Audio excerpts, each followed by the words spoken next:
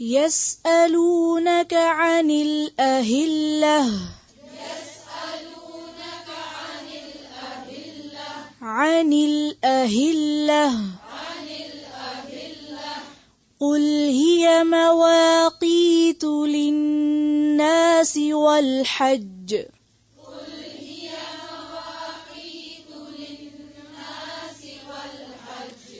هي مواقيت قل هي مواقيت للناس والحج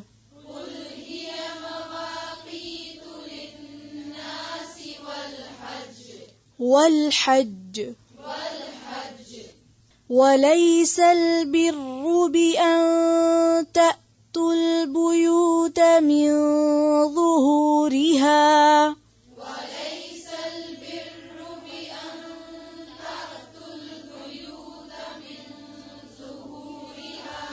پھر سے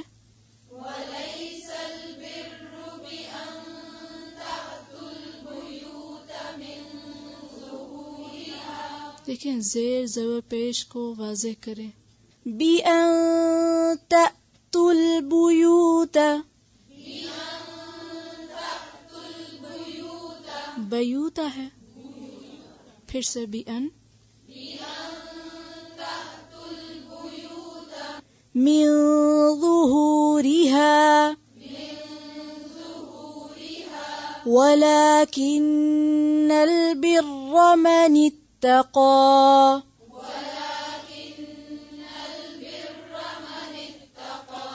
ولكن البر من اتقى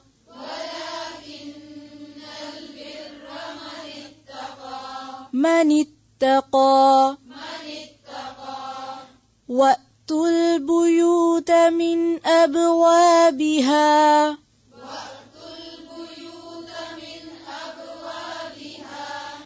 وَاتَّقُوا اللَّهَ لَعَلَّكُمْ تُفْلِحُونَ.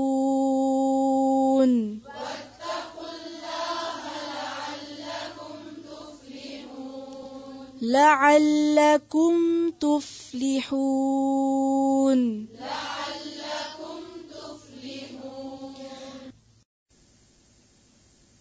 یسألونک، وہ سوال کرتے ہیں آپ سے. سوال کا روٹ کیا ہے؟ سین حمزہ لام. وہ کون؟ صحابہ. وہ سوال کرتے ہیں آپ سے ان بارے میں الاہلہ. الاہلہ جو ہے ہلال کی جمع ہے، پہلی رات کا چاند. اور ویسے اس کا معنی ہوتا ہے آواز بلند کرنا. ہے لام لام اس کا روٹ ہے. اسی لیے جب بچہ پیدا ہوتا ہے تو اس کو کہا جاتا ہے استحل المولود، یعنی بچے نے آواز بلند کی، ایک دم چیخ مارتا ہے نا، جو کس بات کی علامت ہوتی ہے؟ زندگی کی. اور اگر وہ روئے نہ تو اسے رلاتے ہیں، تھپک لگاتے ہیں کہ روئے، سانس لے. تو استحلہ کا معنی ہوتا ہے آواز بلند کرنا. اور ہلال کو بھی کس لیے ہلال کہا جاتا ہے کہ اس کو دیکھ کر ایک دم بولتے ہیں وہ چاند. تو یہاں ایک چاند نہیں، کئی چاندوں کے بارے میں، یعنی یہ بار بار چاند جو ہے شکل بدلتا ہے، کبھی باریک سا نظر آتا ہے، پھر بڑھتا جاتا ہے، بڑھتے تھے، پھر مہینے کے آخر میں باریک ہو جاتا ہے، پھر دوبارہ اسی طرح نکلتا ہے. تو یہ سب کیا ہے؟ قل کہہ دیجیے، ہیا وہ کیا؟ کون؟ چاند. مواقیت، مواقیت جو ہے اس کا روٹ واو قاف تے ہے، وقت سے ہے. اور میقات کی جمع ہے، یہ میقات کی جمع مواقیت، روٹ ہے وقت. اور یہ اسم آلہ ہے، وقت مقرر کرنے یا بتانے کا ذریعہ، وقت بتانے کا ذریعہ ہے. اور کیا ذریعہ ہوتا ہے وقت بتانے کا؟ سورج اور گھڑی. یعنی وہ چاند کے بارے میں پوچھ رہے ہیں، اللہ تعالیٰ فرماتے ہیں کہ یہ مواقیت ہیں، یعنی گھڑی ہیں. یعنی چاند کا گھٹنا بڑھنا کیا ہے؟ وقت بتانے کا ذریعہ ہے. تو میقات اسم آلہ ہے یعنی ذریعہ، للناس لوگوں کے لیے. کون سے لوگوں کے لیے؟ ویسے تو سب کے لیے، لیکن خاص طور پر جو کسی خاص موقع پر حساب کتاب رکھنا چاہتے ہوں وہی زیادہ دیکھتے ہیں نا. اس میں آپ دیکھیے کہ ہم جیسے عموماً تو چاند کو نوٹس نہیں کرتے. کب کرتے ہیں؟ جب عید آنی ہو. رمضان کا چاند دیکھنے میں ہمیں سے کتنے لوگ باہر نکلتے ہیں؟ کم. لیکن عید کا چاند دیکھنے کے لیے زیادہ باہر نکلتے ہیں. خیر، تو عید کا موقع معلوم کرنے کے لیے، رمضان کا موقع معلوم کرنے کے لیے، پھر اس کے علاوہ ہماری کچھ عبادات یا ہمارے دین کے کچھ ایسے شاعر ہیں جن کا تعلق وقت کے ساتھ بھی ہے. یعنی دین کے کچھ احکامات ایسے ہیں کہ جن پر عمل کے لیے اسلامی کیلنڈر کو فالو کرنا ضروری ہے. مثلا زکوٰۃ کی ادائیگی. آپ زکوٰۃ لونر کیلنڈر کے حساب سے دیں گے، نہ کہ شمسی کیلنڈر کے اعتبار سے. شمسی کون سا ہوتا ہے؟ سولر. ٹھیک ہے. آپ کو زکوٰۃ دینے کے لیے، روزہ رکھنے کے لیے رمضان کا کون سا مہینہ دیکھنے کی ضرورت ہے؟ لونر، یعنی لونر کیلنڈر کو فالو کرنا ہے. اور اس کے لیے چاند کا گھٹنا بڑھنا کہ چاند نکل آیا یا نہیں، کون سی تاریخ ہے آج چاند کی، یہ ضروری. اسی طرح مثلا عدت، بیوہ کی عدت، وہ بھی کس کیلنڈر کے اعتبار سے ہوگی؟ اسلامی کیلنڈر کے اعتبار سے. اسی طرح مطلقہ کی عدت. اسی طرح عام روزمرہ زندگی میں بھی آپ نے دیکھا ہوگا کہ کچھ ملکوں میں اب تک یہی اسلامی کیلنڈر استعمال ہوتا ہے. تو اس میں مثلا قرضوں کی واپسی، اگرچہ ہمارے روزمرہ کے استعمال میں نہیں، لیکن جن ملکوں میں یہ کیلنڈر رائج ہے اسلامی، وہاں لوگ اپنے جو تاریخیں رکھتے ہیں، مثلا شادی کی تاریخ رکھی یا امتحانوں کی تاریخ رکھی یا پھر قرضوں کی واپسی کی یا کوئی بھی، تو وہ سب اسلامی کیلنڈر کے اعتبار سے ہی ہوتا ہے. تو یہاں اس لیے فرمایا کہ وہ سارے لوگوں کو وقت بتانے کا ایک ذریعہ ہے. واضح ہو گئی عبارت. قل ہی مواقیت للناس والحج، اور خصوصاً حج. اب بات یہ ہے کہ باقی ساری عبادتیں تو ایک طرف، اور یہاں حج کا خاص طور پر الگ ذکر کیا گیا. کیوں؟ حج کی عبادت کی سگنیفیکینس یا اہمیت کی وجہ سے کہ یہ ایک بہت اہم عبادت ہے جس کا تعلق مخصوص مہینوں کے مخصوص دنوں سے ہے، اور اگر وہ مناسک ان دنوں میں ادا نہ کیے جائیں تو حج نہیں ہوتا. اس لیے بطور خاص یعنی رمضان بھی اہم ہے، لیکن رمضان میں پھر بھی گنجائش ہے نا کہ ٹھیک ہے بادل ہے، چاند نظر نہیں آیا، شک کا روزہ نہیں رکھو، اگلے دن رکھ لو. لیکن حج میں اگر 9 ذی الحج کو آپ عرفہ میں نہیں کھڑے ہوئے زوال آفتاب کے بعد، تو آپ کا حج نہیں ہوا. تو اسے بطور خاص واچ کرنے کی ضرورت ہے، ورنہ سب کا حج برباد ہو جائے گا اگر صحیح دن پہ نہ ہوا. باقی عبادتوں میں وسعت ہے، مگر حج جتنی بڑی عبادت ہے اس کے لیے جو اصل اس کا رکن ہے، رکن اعظم یعنی عرفہ کا قیام، اس کے لیے ایک لمیٹڈ ٹائم ہے، ایک لمیٹڈ دن میں، اور اگر اس میں نہیں پہنچے تو حج نہیں ہوا، چاہے آپ جتنا مرضی سفر کریں. وَلَيْسَ الْبِرُّ، اور نہیں ہے نیکی، بِأَن تَأْتُوا الْبُيُوتَ، کہ آؤ تم گھروں کو، من ظہورها، ان کی پشت کی طرف سے، بیک سائڈ سے، بیک ڈور سے. ظہور کا لفظ ظہر سے ہے، ظہر کہتے ہیں پیٹھ کو، ظہیرے یعنی پچھلی طرف سے. عربوں میں ایک محاورہ ہے کہ جب کوئی شخص درست کام کرے تو کہتے ہیں اتل بیت ببابہ، وہ شخص دروازے سے گھر میں داخل ہوا. اور جو شخص الٹا کام کرے اس کو کیا کہتے ہیں؟ بیک ڈور سے آیا. ٹھیک ہے، یا دیوار پھلانگ کے آیا. یعنی ایک محاورہ بھی ہے یہ کہ اگر کسی شخص نے صحیح کام کیا ہو تو کیا کہتے ہیں اس کو؟ کہ وہ دروازے سے گھر میں داخل ہوا، اور جو دروازے سے نہیں آیا اس نے الٹا کام کیا. مثلا اگر آپ کے بچے پچھلی طرف سے آ رہے ہوں گھر میں تو آپ کیا کہتے ہوں؟ کیوں الٹے کام کر رہے ہو؟ چلو صحیح طرف سے آ کے ناک کریں گے، کھولیں دروازہ یہاں سے، تو آپ کہیں گے چلو ادھر سے صحیح رستے سے آؤ. تو یعنی کہ ایک کامن چیزیں ہوتی ہیں نا تمام معاشروں کے اندر، یا ایک انسانی فطرت کی آواز ہوتی ہیں کچھ چیزیں. تو یہاں پر یہ بات دونوں معنوں میں، ایک تو جاہلیت کی ایک رسم کی طرف یہاں اشارہ ہے کہ جب احرام پہن لیتے تھے تو ان کے خیال میں اب کسی سایہ دار چیز کے نیچے سے نہیں گزرنا. منع ہے نا احرام میں سر ڈھانکنا مردوں کے لیے، تو وہ سر بھی نہیں ڈھانکتے تھے، کسی خیمے کے نیچے نہیں آتے تھے، کسی شیڈ کے نیچے نہیں آتے تھے، اور دروازے سے نہیں گھر میں واپس آتے تھے. اگر کسی وجہ سے واپس آنا پڑتا تو وہ دیوار پھلانگ کے اندر آتے تھے یا پچھلی طرف سے اندر آتے تھے. تو کہا گیا کہ یہ الٹے سیدھے کام کرنا جو ہے یہ کوئی نیکی نہیں ہے. نیکی کیا ہے؟ وَلَكِنَّ الْبِرَّ مَنِ اتَّقَى، نیکی اس کی نیکی ہے جس نے تقوی اختیار کیا ہے. آپ نے عام طور پہ دیکھا ہوگا جب لوگ حج کرنے جاتے ہیں نا، چھوٹی چھوٹی باتوں میں اتنے پھنسی ہو جاتے ہیں. اگر تم نے سر میں خارش کر لی اور بال ٹوٹ گیا تو تم پہ دم ہے، اگر تم نے صابن سے ہاتھ دھو لیے تو تمہارا حج فسخ ہو گیا، اگر تم نہا لیے تو پھر تو بالکل نہیں، کپڑے تو بدل ہی نہیں سکتے. اس طرح کی کتنی احتیاطیں کرتے ہیں لوگ. ایک احرام پہننا کس کو سمجھتے ہیں؟ سر پہ کپڑا باندھنے کو، عورتیں خاص طور پہ. اور وہ 4-5 دن جو گزرتے ہیں ان کے اس میں سوئیں کہ جاگیں، ہر حال میں اس کپڑے کا باندھنا فرض سمجھتے ہو. کہتے ہیں یہ احرام نہ کھل جائے کسی طرح، اور اگر کسی وجہ سے اس کو کھول دیا تو گویا حج نہیں ہو. تو یہ تو خود ساختہ پابندی ہے.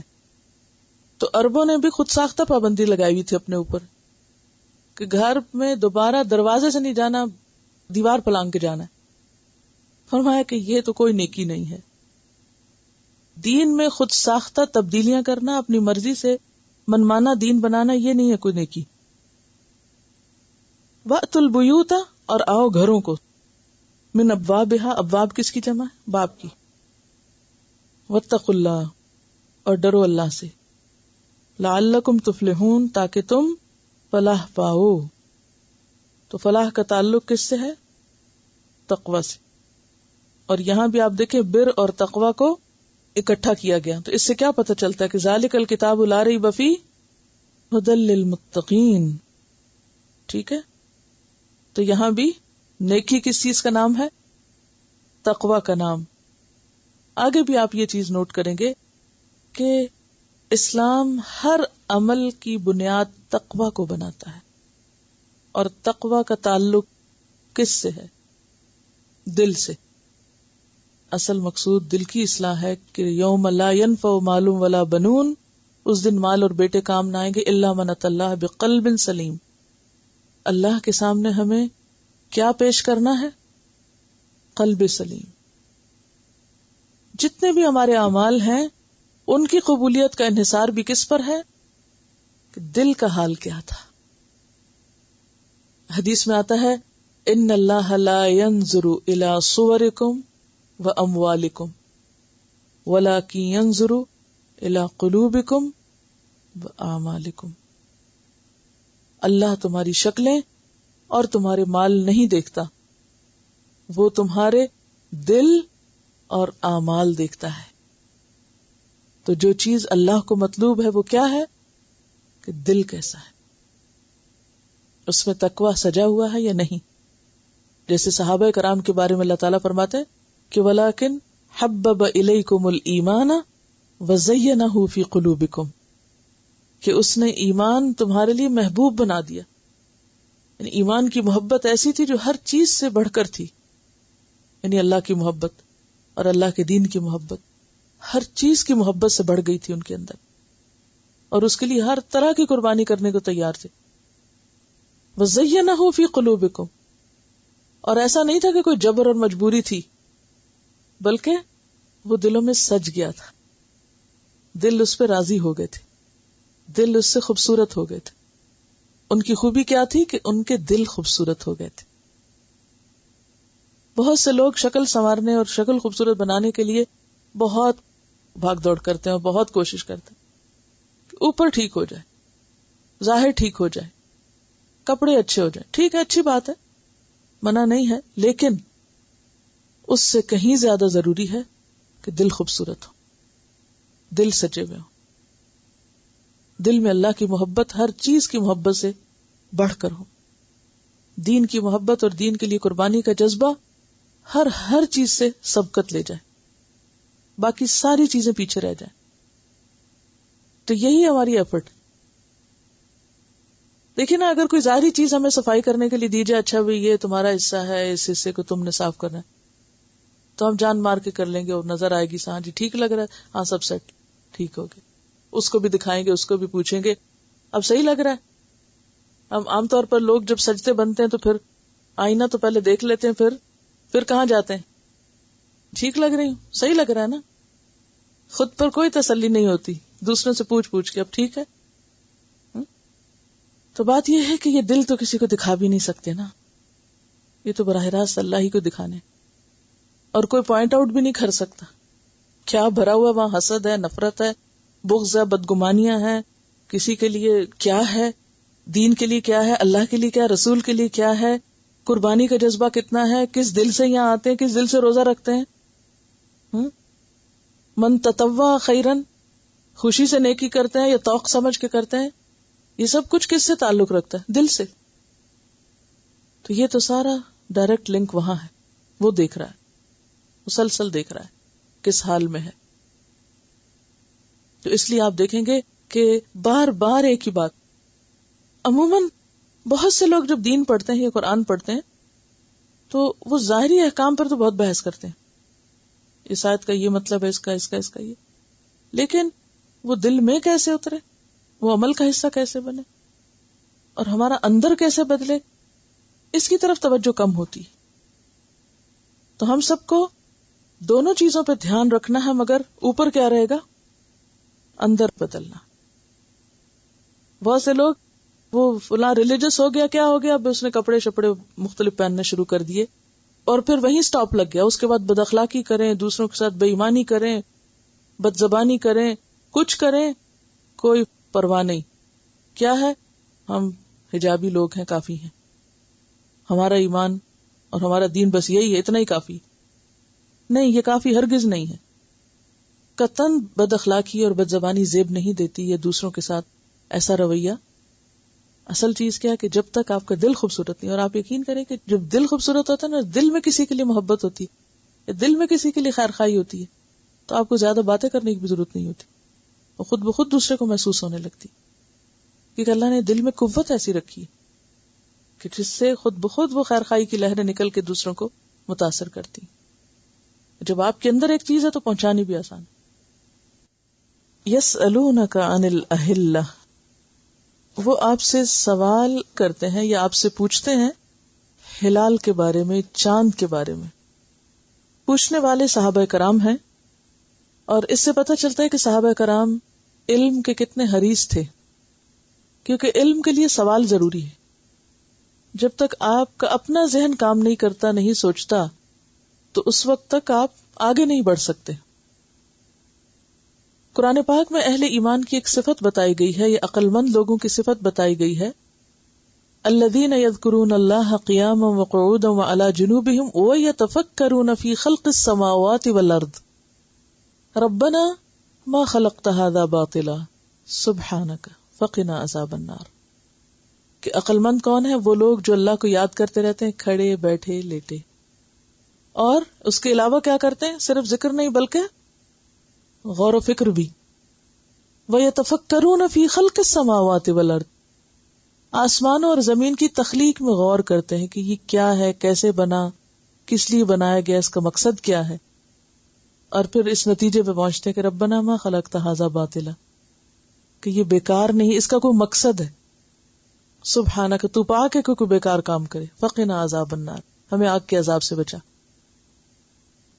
تو یہ عقل مند لوگوں کی جو صفت قرآن میں بیان ہوئی، تو سب سے پہلے یہ کس کی صفت ہے؟ اس کے مستحق کون ہے؟ صحابہ کرام. لہذا ان کے سوال کو بیکار سوال نہیں ہوتے تھے، ریلیونٹ ہوتے تھے، اور وہ آسمان و زمین کی تخلیق میں غور کرتے تھے اور پوچھتے تھے کہ اس چیز کا مقصد کیا ہے. اب چاند کا گھٹنا بڑھنا اور اندھیری رات میں چاند کا چمکنا جو ہے وہ کس کو اپنی طرف متوجہ نہیں کرے گا؟ ہر ایک کو کرے گا. سوال کیا گیا کہ یہ ایسا کیوں ہے، اس کی کیا حکمت ہے؟ سورج ایک جیسا ہی رہتا ہے، ستارے ایک ہی طرح کے نظر آتے ہیں، مگر چاند ایک واحد چیز ایسی ہے کہ جس کی شیپ میں تبدیلی آ جاتی ہے. شیپ میں تبدیلی، اور اتنے بڑے آبجیکٹ کی شیپ میں تبدیلی، اور پھر پورے مہینے میں شیپ میں تبدیلی مسلسل آتے چلے جانا اور اس کا روٹیٹ ہونا، بڑی حیرت انگیز بات ہے اگر آپ غور فرمائیں تو. کوئی معمولی چیز نہیں ہے.